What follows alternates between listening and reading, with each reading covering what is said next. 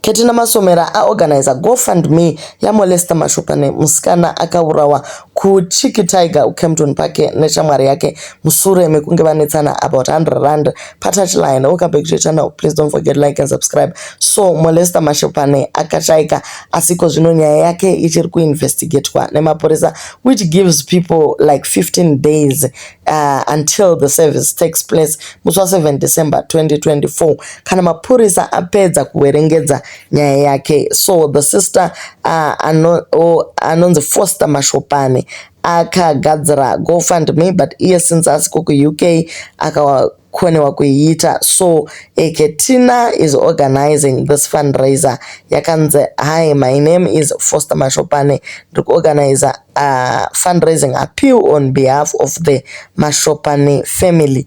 It is with great sadness and heavy hearts that we share the unexpected passing of Molesta Mashopane, who passed away in South Africa last week.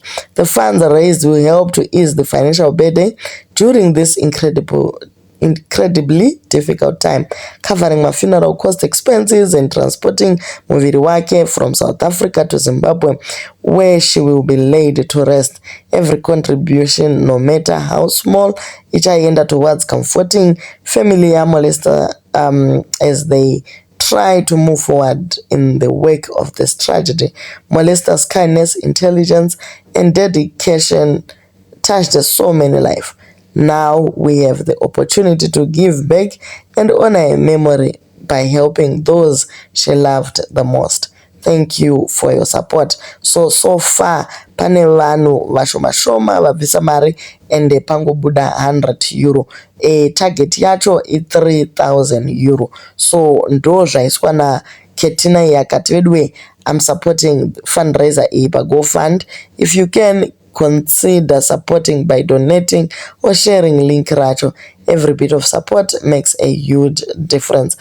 Mangozvinzwira guys, so vari kukumbira kuti vabatsirwewo kuburitsa bhodhi yemusikana kudzokera kuZimbabwe. Zvakaoma. Zuro ndizuro vanhu vakashaya nyaya kwaSismail uko vaiti ivo havana financial problem, vari kungoda justice for Molesta chete. Izvo zvimwe zvese zvamavakutaura zvemari hatisina kuti tiri kukumbira mari, tiri kuda justice. Saka aya ndo anga ari mashoko avo initially, but zvazongoratidza guys kuti you need other people, handitya you need each other, vakuti ivo guys takukumbirawo rubatsiro. Pane ghosti riripo rinoshandisa hendo yekuti Stana Chapel anyora akati wedwe takambotambudzwa nevanhu vekwana Molesta ava guys. Anyway, regai ndiuye ndiri ghost. Mwana uyu mai vake vakambotivigira mabhinya kumaraini kwedu, vanhu vachinyepa vachiti ndeve masowe, vaifamba vane 7 mabhinya, ivo vari vechi 8, variwo mukadzi chete. Zvakaitika kuna 2010 2011 ikoko, mai vamoli uyu kumusha kwedu kunyajena kunonzi kwa nyika vanhu.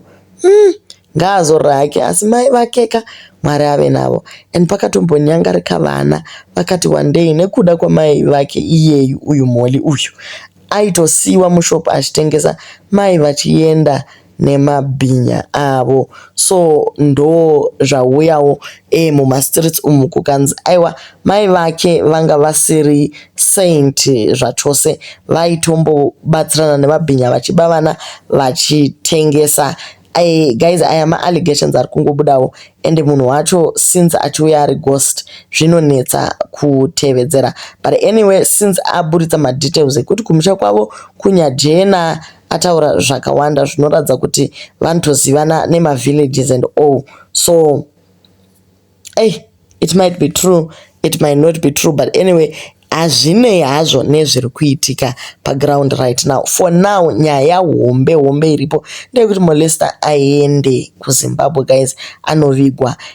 Recently we posted a video on Molesta pana apa, tikati Molesta Mashopane aurawa ari patouchline, but nhasi tangotirega timbodiscussa nyaya iyi. Pane vanhu vakawanda vakauya comment section. There was one comment that said blogger manyanyisa kuda kushora vanhu vanoita zvechibhishu mumastreets, tikunzwei zvakare muchitaura nyaya iyi muchishora vanhu. Umwe neumwe anoita zvaanoda nemuviri wake.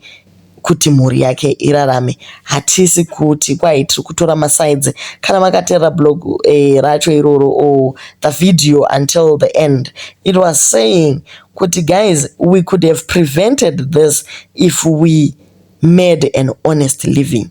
That was all I was saying. Handina kukrasha anyone kana kuti zvakaita zvakaipa.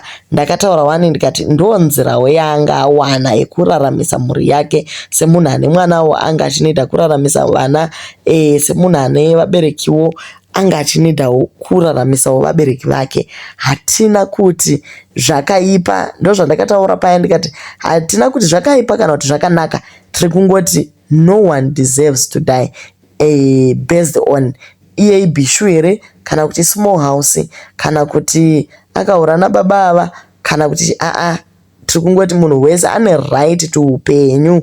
Munhu anotongera rufu rwemunhu anoziva pakatarwa kuti ninge anofa ndiMwari. Hazvifaniri kutorwa kuiswa mumaoko emunhu kuti inini ndakundouraya ningi. Ndo zvega zvatakataura kune vakabatikana nenyaya iyi kuti takasvora. Aiwa, hatina kusvora, mabasa anongosiyana. Munhu muviri ndewako, unoita zvaunoda nemuviri wako.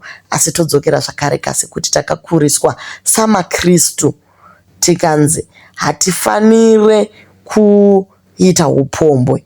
Ende pakanzi chitema chinodhifaila munhu ndechaanenge aitira bhodhi yake. Saka kana uchirara nevanhu 100 kana 20 kana you are sinning against yourself. Handitika tisade kujustify zvinhu zvisipo guys. Mese munozvinzwisisa kuti bhaibheri shoko raMwari rinoti chii nenyaya iyi. That is all we are saying. This could have been prevented dei munhu aishandawo mumakichini kana zvimwe zvakadaro. Iyi mari yekunzi kwai unongoda kuiwana nekuti unongondotengesa zvisingahodhewi. Guys, chero maprofit margins acho akakura zvachose.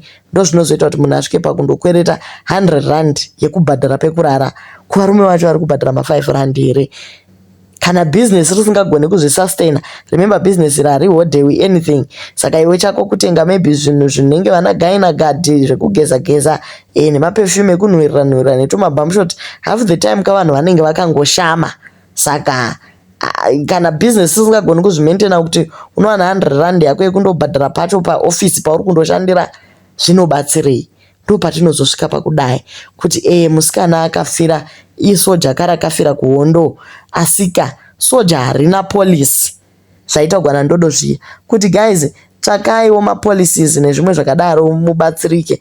But vanhu vakatanga kutukana nandodo. Aiwa gai, iwe ndodo uri kuitira noise pano pavidhio uchipromota dei izvezvizi. Munhu ane kamari kake aingoti great hope yopedza basa yondoviga munhu.